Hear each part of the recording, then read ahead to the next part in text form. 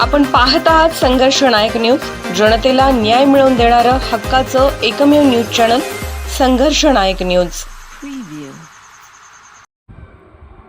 मिरज तालुक्यात दुर्दैवी घटना। वांग्याच्या शेतात औषध फवारणीमुळे विजेचा शॉक लागून दोघांचा मृत्यू। मिरज तालुक्यातील आरग परिसरात वांग्याच्या शेतात औषध फवारणी करत असताना विजेचा धक्का लागून 2 तरुणांचा जागीच मृत्यू झाल्याची हृदयद्रावक घटना घडली आहे।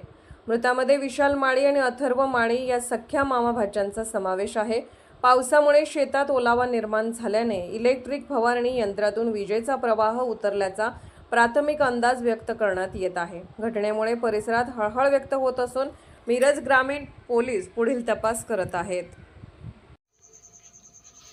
संघर्ष नायक न्यूज चॅनलला लाईक करा, शेअर करा आणि सबस्क्राइब करा।